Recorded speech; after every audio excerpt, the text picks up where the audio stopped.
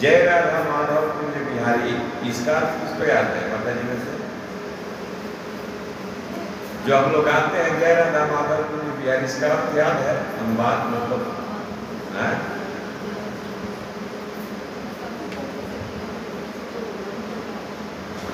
प्रभु जी में से हम लोग गाते हैं ना, लोग जय राधा माधव कुंज बिहारी गोपी जन वल्लभ गिरिवर धारी यशोदा नंदन ब्रज जन रंजन यमुना तीर वनचारी, इसका अर्थ याद है? बताइए, इतना छोटा सा चीज रोज गाते हैं, इसीलिए भाव नहीं आता है, क्योंकि जब तक हम जानेंगे नहीं ना, फिर उच्चारण करने में गाने में वो रस आनंद की प्राप्ति नहीं होती है। ये जितना भी हम लोग आरती गाते हैं ना वाल्मीकि प्रभु, सबका अर्थ कंसेप्ट एकदम क्लियर होना चाहिए। इतना साल से जुड़े हुए हैं और रोज गाते हैं सिंपल जय राधा माधव का समय याद नहीं है, बताइए कैसे काम चलेगा? है भक्ति का कोई क्या है? केवल नाम जप कर रहे हैं बस, काफी है।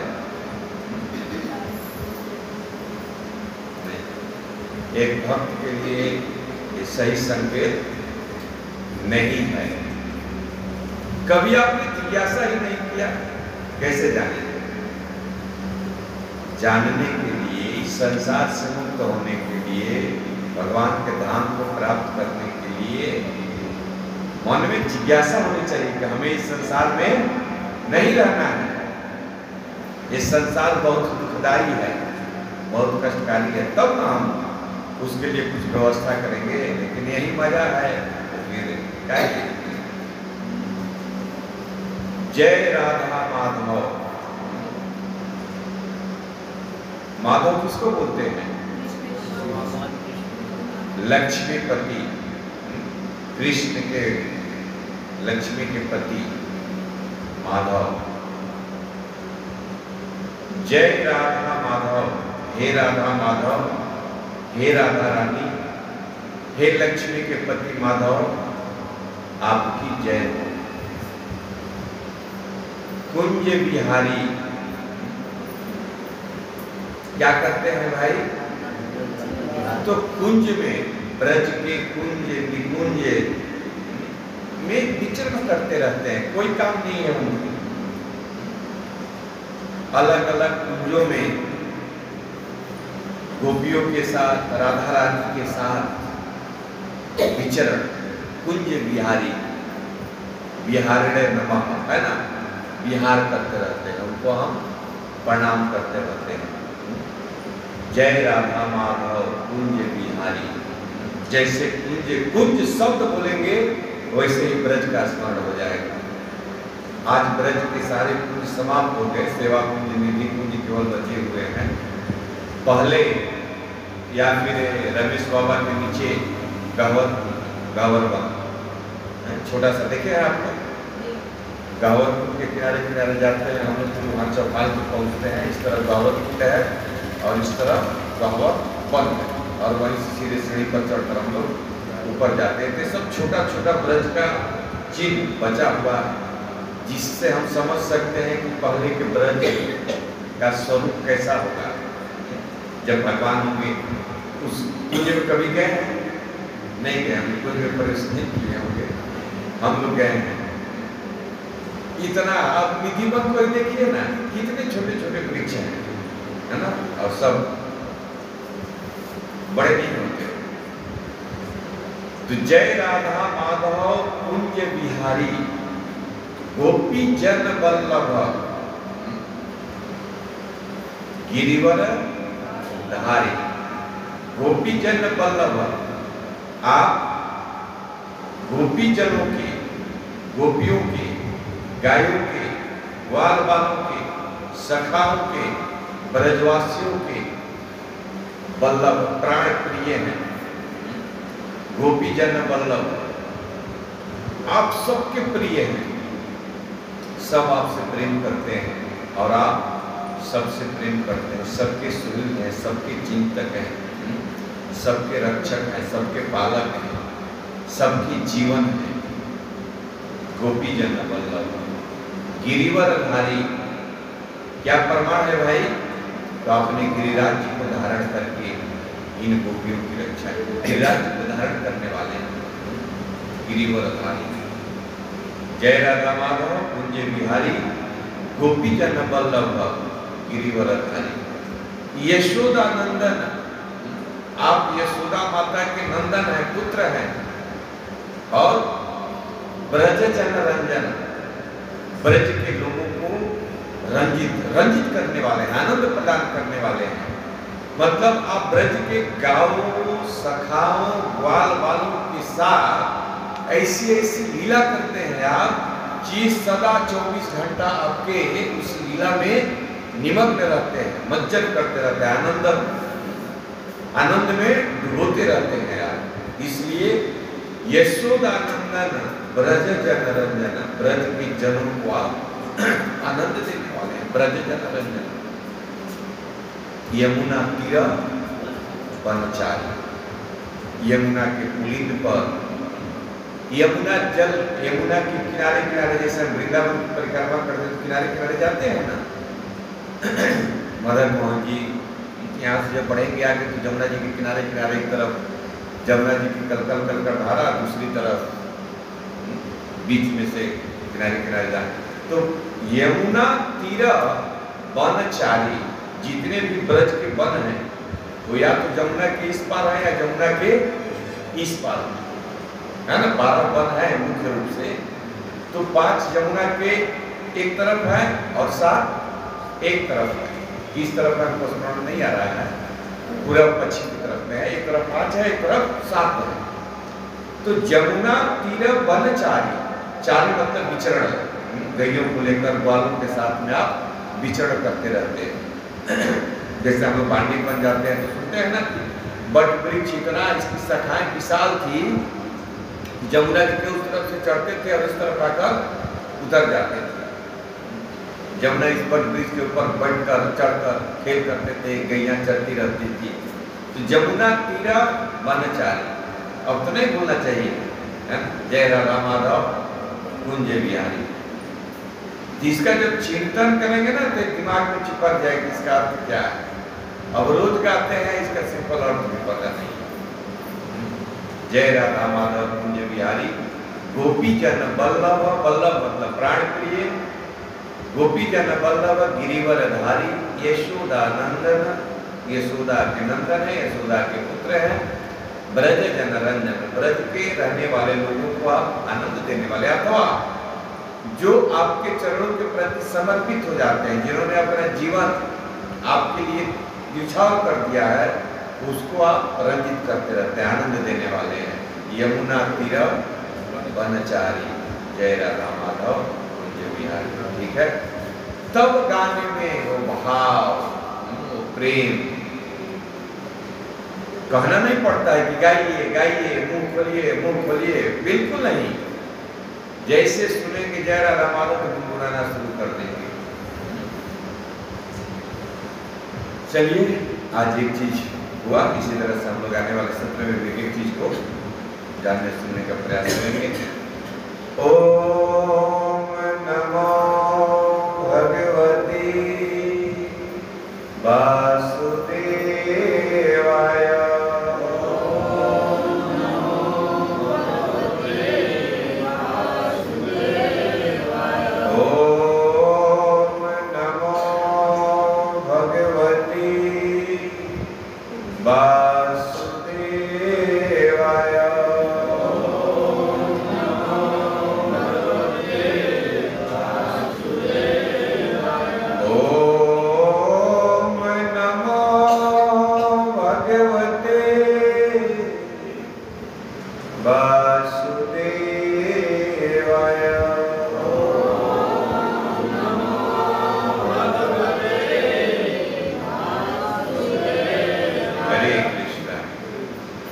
किसी राजा की कथा हम लोग सुन रहे हैं, क्या नाम है उसका? चित्रकेतु महाराज। किस प्रदेश के राजा थे?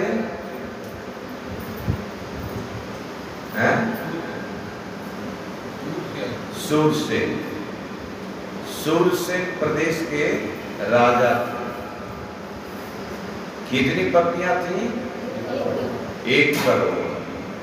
इनको पुत्र हुआ कि नहीं हुआ? हुआ। किस ऋषि की कृपा से? अंगिरा ऋषि। किसके पुत्र थे? ब्रह्मा जी के। ब्रह्मा जी के कौन से पुत्र थे? मानस पुत्र। यही सब क्विज है, पढ़ लिए, सब खत्म हो गया पीछे से, है ना? ये सब क्विज है छोटा छोटा। मानस पुत्र थे ब्रह्मा जी के अंगिरा ऋषि। उस पत्नी का नाम क्या था जिस पत्नी के गर्भ से पुत्र हुए? कृतदुति। और इसी प्रकार का एक प्रसंग है, भगवान शिव की कृपा से प्राप्त हुआ था किसको? किस स्त्री को? कार्तिकेय जी का जन्म हुआ था। कृतिका। कृतिका तो राधा रानी की माता थी।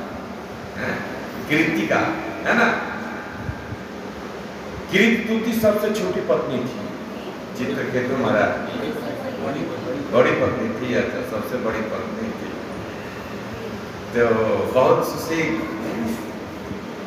अंगिरा ऋषि कहते हैं कि चरु दिए, खीर दिए कृतदुति को और पुत्र हुए। लेकिन हर्ष शोक देने वाला होगा, इसलिए कभी भी भाग्य से ज्यादा प्राप्त करने का प्रयास नहीं करना चाहिए। आचार्य बता दिए, अंगिरा ऋषि बता दिए तुम्हारे भाग्य में नहीं है तो क्यों प्रयास कर रहे हो? लेकिन जो भाग्य से भी ऊपर चलकर हासिल करना चाहते हैं, उनके जीवन में यही स्थिति होती है। दुख के सिवा और कुछ प्राप्त होता नहीं है। साधु के वचनों को अंगिरा ऋषि नहीं समझ पाए, उनके संकेत को नहीं समझ पाए, क्योंकि जब व्यक्ति, क्या कहा जाए, काम कहिए, मोह कहिए, आसक्ति कहिए, जब व्यक्ति अंधा हो जाता है तो किसी सदगुरु के द्वारा दिए गए उपदेश उसके पल्ले नहीं पड़ता। ये अंगिरा ऋषि आए थे चित्रकेतु महाराज को भागवत का ज्ञान देने, ये दिव्य संदेश देने, ये दीक्षे आए थे, बिना बुलाए आए थे। यही तो साधु की महानता है ना? चैतन्य महाप्रभु जब आए वैष्णव के रूप में तो कुछ भी विचार नहीं किया उन्होंने, कोई योग्यता नहीं देखा। सरकारी स्कूल में टीचर का नौकरी भी करना है तो सर्टिफिकेट लेकर जाकर अपनी योग्यता दिखाएंगे, तब जाकर कहीं नौकरी ले। लेकिन महाप्रभु ने कोई योग्यता नहीं देखा, सबको प्रेम दान दिया। यही है साधु। लेकिन क्या करे, अब साधु तो आया उपदेश देने के लिए कि चलो भाई चित्रकेतु को कुछ भगवत ज्ञान दिया है, लेकिन चित्रकेतु के आए तो पता चला कि ले तो बड़का सुख में पहले ही से बैठा हुआ, फिर भी इंडिकेट कर रहे हैं, फिर भी समझा रहे हैं।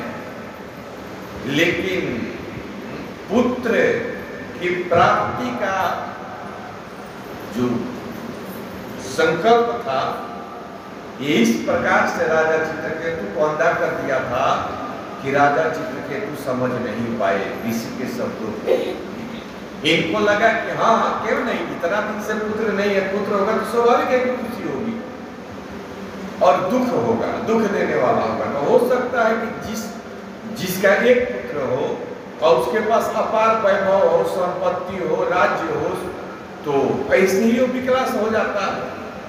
तो हो सकता है कि हमारा पुत्र हमारी आज्ञा का पालन न करने वाला हो, हमारी आज्ञा का उल्लंघन करने वाला हो जाए, तो कोई बात नहीं, पुत्र तो रहेगा ना, जैसा भी है देखा जाएगा उस समय। इस हल के रूप में लेंगे उसको। लेकिन इसका रिजल्ट क्या हुआ?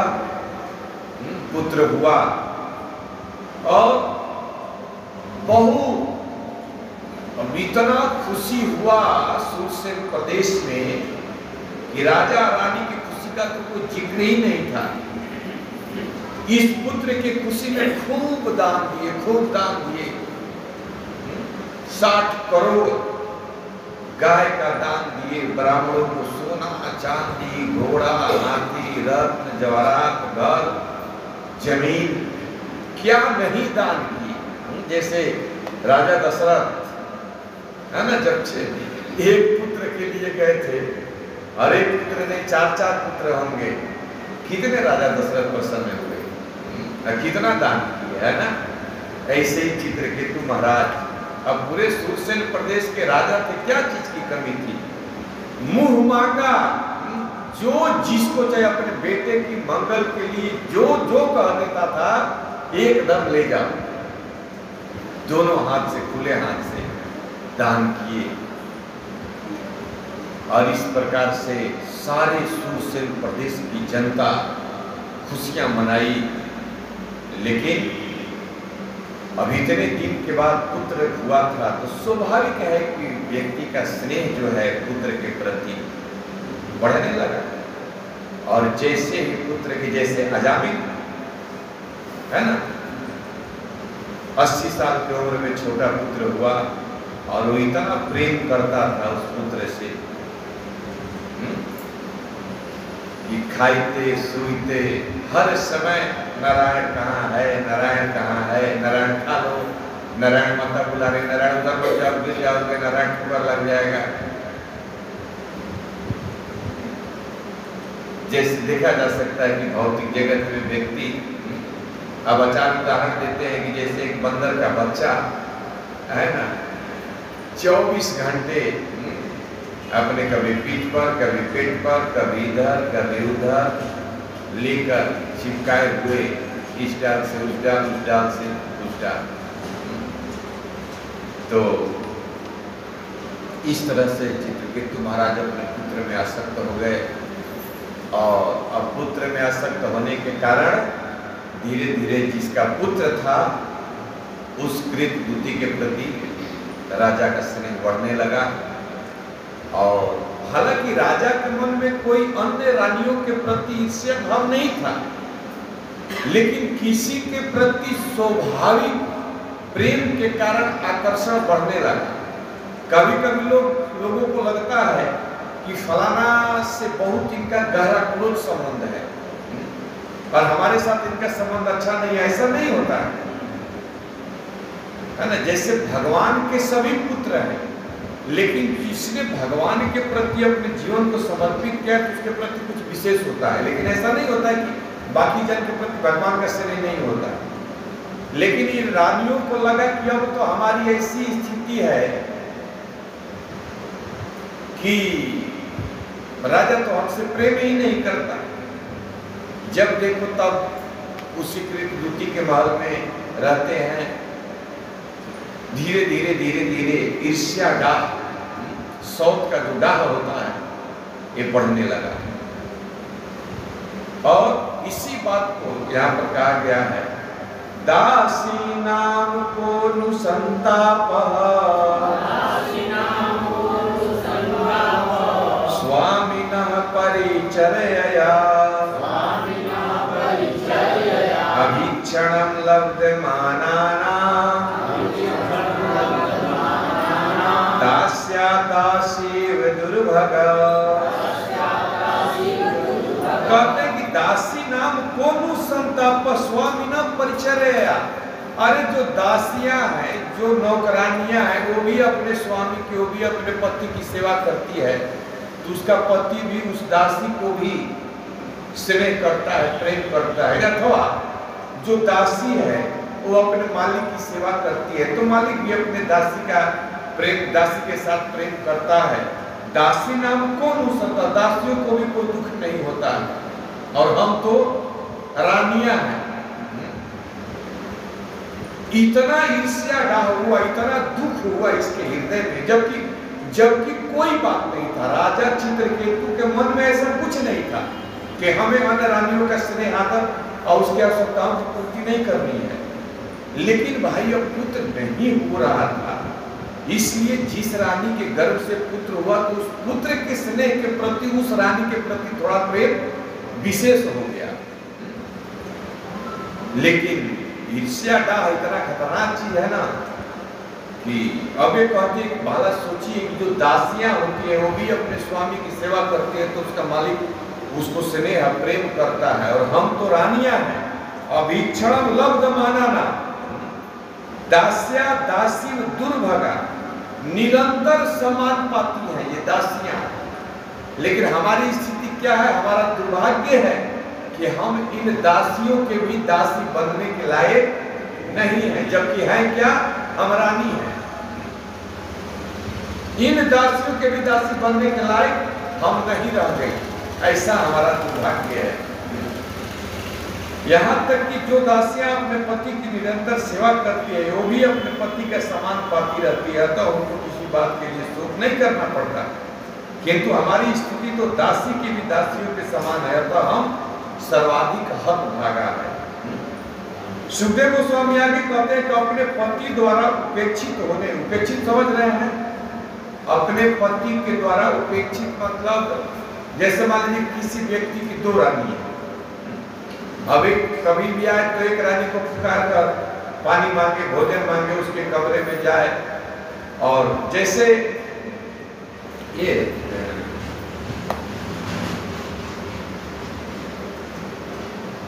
ध्रुव महाराज के पिता का उतानपाद की दो पत्नियां, सुरुचि और सुनीति।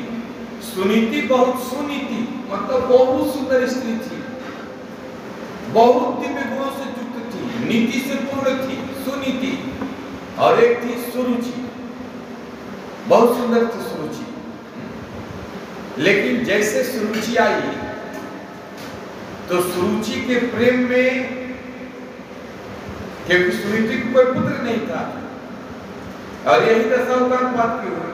जब सुरुचि के गर्भ से उत्तम का जन्म हुआ तो उत्तम के कारण सुरुचि से इतना प्रेम करने लगे, इतना प्रेम करने लगे कि सुनीति को लगा कि अब ये हमारी इस महल में उपेक्षा होने लगी, अब हम इस महल में रहने के लायक नहीं थे। लेकिन भौतिक जगत की नारी रहती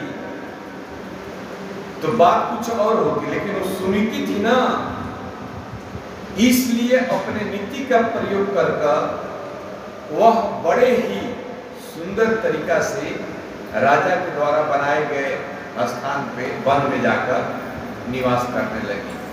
और जिस समय ध्रुव महाराज का अपराध कर दिए, उतानपाद अपने गोद में नहीं बैठाए, और रोते हुए जिस समय ध्रुव महाराज सुनीति के पास गए हैं, उस समय सुनीति बहुत सुंदर बात करती है।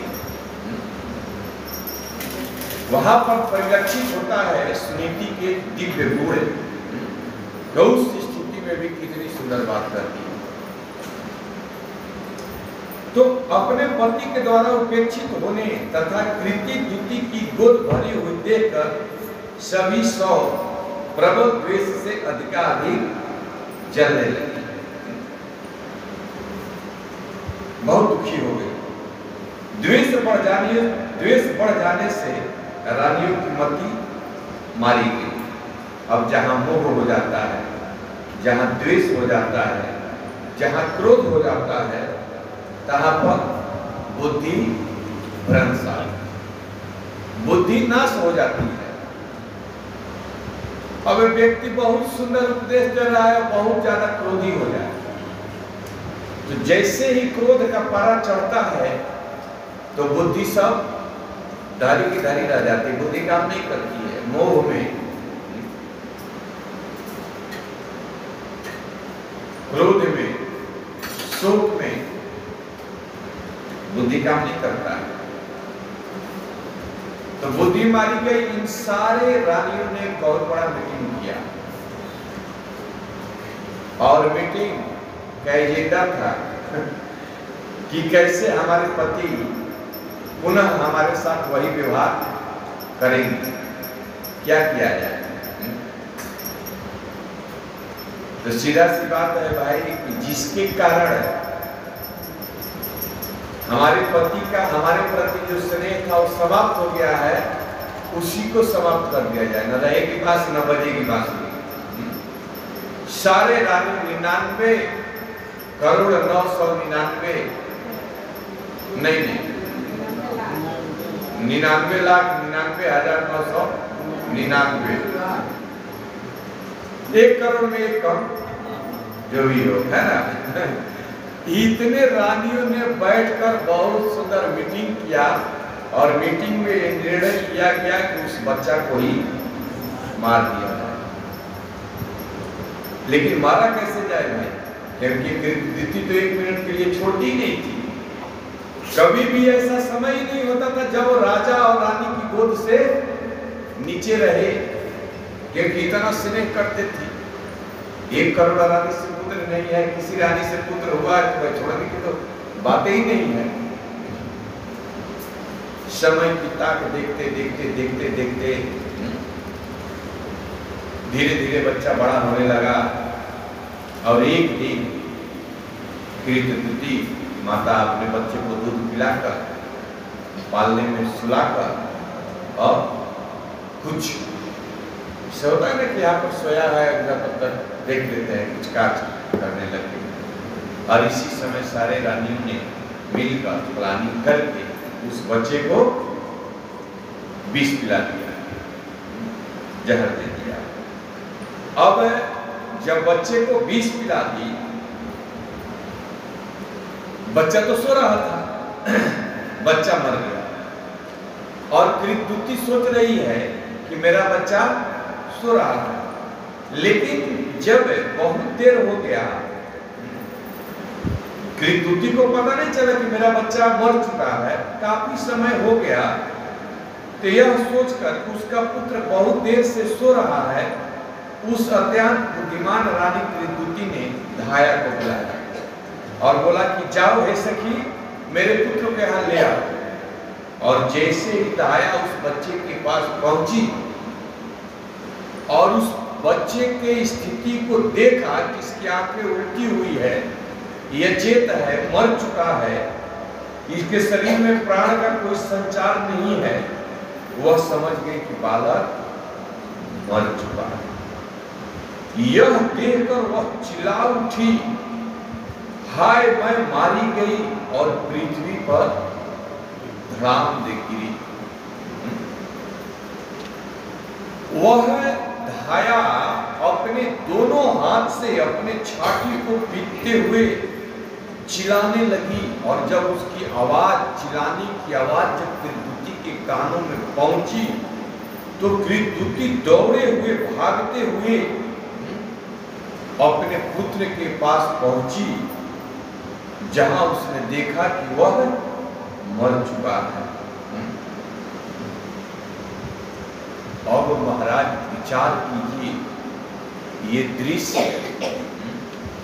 जब कृतदूती की आंखों के सामने दिखा, एकदम स्वस्थ बालक, हंसता खेलता हुआ बालक, कोई बीमारी नहीं, कुछ नहीं, और अचानक ऐसा संदेश मिला, चिल्लाने की आवाज, छटपटाहट, बच्चा मर गया, कृतदूती गई। तो पूरे जैसे दंडवत हम लोग करते हैं, ऐसे ही अपने बच्चे की स्थिति को देखकर मूर्छित होकर धड़ाम दे पृथ्वी पर गिर पड़े। बाल बिखर गए, वस्त्र बिखर गए, शरीर की सुधि बुद्धि नहीं रही। हे राजा परीक्षित, सुखदेव गोस्वामी कहते हैं कि रानी का जोर जोर से बिलखना सुनकर रानीवास के सभी स्त्री पुरुष आ गए। समान रूप से संतप्त होने के कारण वे सब रोने लगी। जिन रानियों ने विष दिया था, अपने अपराध को भली भांति जानती हुई, वे भी झूठ मूठ रोने का ढोंग करने लगी। आचार्य कहते हैं कि इससे कृतदूती से ज्यादा और रो रही थी। जैसे अब क्या कहा जाए, हालांकि छल कपट के मामला में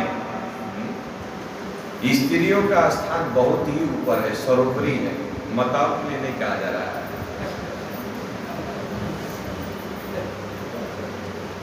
कहा जाता है। देखिए सच्चाई है, स्त्रियों के क्रिया चरित्र को कोई समझ नहीं सकता। और एक भी बात कहा गया, स्त्रियों के जैसा कोमल हृदय किसी का नहीं होता है। केवल दोष ही नहीं है, गुण भी, क्योंकि अंदर कुछ और बाहर कुछ। और जानती थी कि मैंने ही विष पिलाया है, मैंने ही मारा है, लेकिन फिर भी प्रैक्टिकल रूप में क्या मजा कि कोई पहचान जाए किसी ने विष पिलाया है। कृत दूती से भी विशेष ड्रामा इन रानियों ने शुरू किया। बारी बारी से एक रानी बच्चे को गोद में उठाकर छाती पीट पीट कर रो रही है, चिल्ला रही है। कोई रानी कृत दूती को संतावना दे रही है अनेक प्रकार से।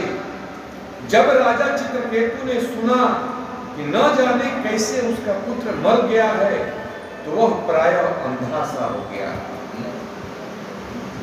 पुत्र के प्रति अगाध स्नेह के कारण उसका, देखिए जब किसी के प्रति किसी का अगाध स्नेह होता है ना, और जब उसके विषय में कोई भी संदेह मिलता है, तो उसके शरीर की सुधि बुद्धि नहीं रहती है। जब सुदामा कृष्ण के द्वारिकापुरी में पहुंचे, तो द्वारपाल भगा दिए, हटा दिए। लेकिन सुदामा जी निवेदन किए कि कम से कम जाकर मेरे मित्र से, द्वारकाधीश हमारे मित्र हैं, जाकर उनसे आप कह तो दीजिए एक बार कि सुदामा आया है। और जैसे ही द्वारपालों ने जाकर कहा कृष्ण से कि दरवाजे पर कोई एक ब्राह्मण आया है, गरीब है, उसके पैरों में चोट लगे हुए हैं, छाले पड़े हुए हैं, सारा शरीर कपड़े फटे हुए हैं, बाल बिखरे हुए हैं, और वह आपका अपना नाम सुदामा बता रहा है और आपका मित्र कह रहा है। महाराज सुदामा के प्रति कृष्ण का जो स्नेह था, जैसे ही कृष्ण ने सुना कि हमारा मित्र सुदामा आया है, उस राजमहल से भागते हुए, गिरते पड़ते हुए, भागते हुए सुदामा के पास द्वारकाधीश जाकर सुदामा को गले लगा लिए। तो क्यों गले लगा लिए? क्योंकि सुदामा के प्रति कृष्ण का स्नेह था, है ना। और यही स्नेह यहाँ पर चित्रकेतु का अपने पुत्र के प्रति था। जैसे सुने ना कि चित्रकेतु को पुत्र हुआ, तो सारे सूर्यसेन प्रदेश के राजा प्रसन्न हो गए, खुशियां मनाने लगे। आज चारों तरफ विलाप ही विलाप सुनाई दे रहा है, क्योंकि राजा दुखी, प्रजा दुखी। और राजा को जैसे संदेश मिला उसका पुत्र मर गया है, वह पुत्र के अगाध स्नेह के कारण उसका शोक जलती हुई अग्नि के समान बढ़ता गया, और रास्ते भर वह भूमि पर लगातार गिरता पड़ता तथा लुढ़कता हुआ उस मृत बालक को देखने गया। अपने मंत्रियों तथा अन्य अधिकारियों एवं विद्वान ब्राह्मणों से घिरा हुआ वह राजा वहां पहुंचा और उस बालक के चरणों पर अचेत होकर गिर पड़ा। उसके बाल तथा वस्त्र अस्त व्यस्त हो गए। जब दीर्घ सांस लेते हुए राजा को होश आया, तो उसके नेत्र आंसुओं से भरे हुए थे और वह बोल नहीं पा रहा था। जब रानी ने अपने पति राजा चित्रकेतु को अत्यधिक शोकाकुल और अपने इकलौते पुत्र को मरा हुआ देखा, तो वह अनेक प्रकार से शोक करने लगी। इससे रानीवास के समस्त निवासियों, मंत्रियों तथा समस्त ब्राह्मणों के हृदय की व्यथा बढ़ गई। अब कृतदूती तो रो रहे थे, उसको तो कोई होश ही नहीं था, और राजा का जो स्नेह था, राजा तो मूर्छित हो, लेकिन कम से कम 99,99,999 जो रानियां थी, ये तो ड्रामा कर रही थी शो करने का, लेकिन कारण तो वही थी। इसलिए कभी कुछ रानियां रानी के पास, कृतदूती के पास, भाई राजा की रानी है तो कुछ राजा के पास, राजा को संताना दे रही है, चुप करा रही है, समझा रही है, बुझा रही है, कोई पानी ला रही है, कोई बच्चे को लेकर अपना छाती पीट रही है, कोई रो रही है, अलग अलग प्रकार से अपने शोक को प्रकट कर रही है। और इस कृतदूती और चित्रकेतु से ज्यादा देखिए, जब कोई अपराध हो जाता है ना, या जब कोई गलती होता है, तो सबसे पहला व्यक्ति वही पहुंचता है जो गलती करता है, ताकि किसी को डाउट न हो। और ऐसे रूप में प्रस्तुत करता है कि लगता है कि बाप रे बाप कितना बड़ा इनको दुख है, हमसे तो ज्यादा इन्हीं को तकलीफ है भाई इस चीज से। इसलिए बहुत सावधान रहने की जरूरत है। बहुत दुखी हो गए। रानी के सिर को शोभित करने वाली फूलों की माला गिर पड़ी और उसके बाल बिखर गए। उसके आंसुओं से नेत्रों में लगा अंजन धुल गया, कुमकुम चूर्ण से लेपी उसके हृदय भींग गए। पुत्र की मृत्यु पर शोक करती हुई उस रानी का दारुण विलाप कुर्री पक्षी के अर्थ स्वर की तरह लग रहा था। कुर्री पक्षी तो होता होगा, हम तो नहीं जानते हैं, जो बोलता होगा तो विलाप करने जैसा उसका आवाज होता होगा। इतनी रानी की स्थिति बहुत ही विकट हो गई। कहना यहाँ से तो बहुत आसान है, लेकिन उस भाव में जाना बहुत मुश्किल है। रानी के ऊपर, राजा के ऊपर क्या बीत रहा होगा। अब इस श्लोक में 54 नंबर श्लोक में श्री प्रभुपाद जी तात्पर्य लिख रहे हैं, जिसमें बहुत सुंदर शिक्षा दे रहे हैं कि भौतिक जगत में जो व्यक्ति भगवान को तत्व से नहीं जानता है, भगवान की भक्ति नहीं करता है, भगवान के आश्रय नहीं रहता है, वह किस प्रकार से भगवान के ऊपर दोषारोपण करता है।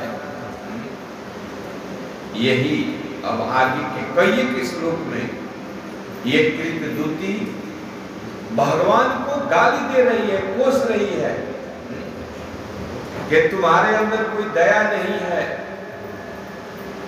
तुम निर्लज हो, तुम भगवान कहलाने के लायक नहीं हो। कौन तुमको भगवान मानता है? तुम कहते हो कि हम करुणा के अवतार है, तुमसे बड़ा निर्दयी कोई हो ही नहीं सकता।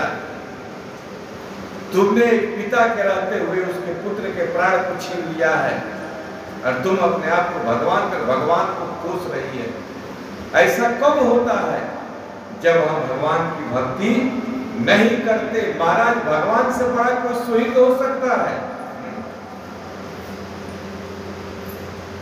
जिसको मारने के लिए पूतना ये भगवान ने मां बना दिया।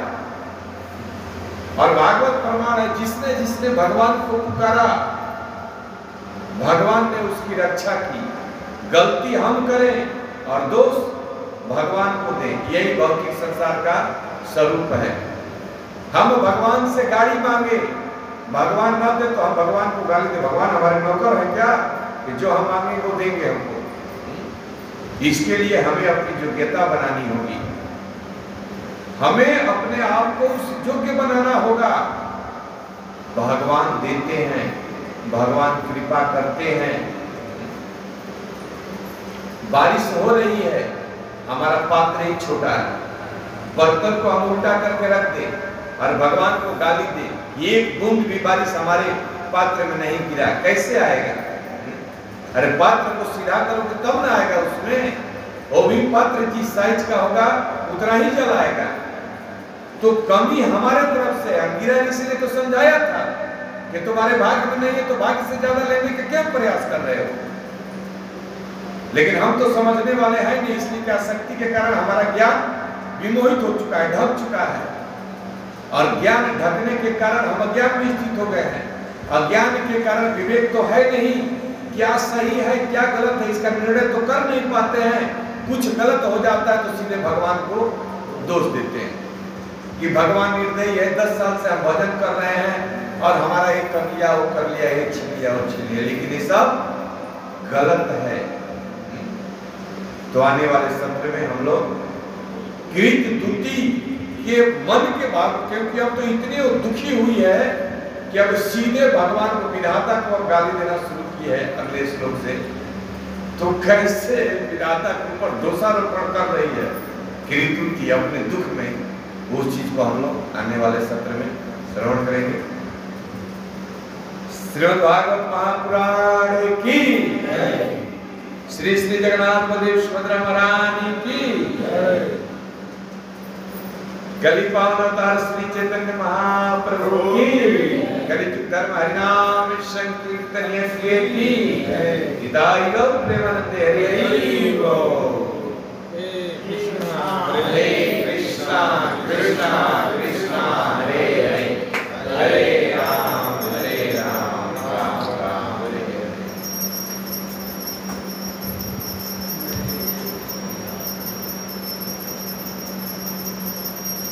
आगे के श्लोक से बहुत सुंदर शिक्षा है कि हमें कभी भी भगवान के ऊपर दोषारोपण नहीं करना चाहिए, क्योंकि भगवान ऐसे नहीं, हमारे कर्म हमारे भाग्य ऐसे हैं कि हमारे जीवन में दुख और सुख,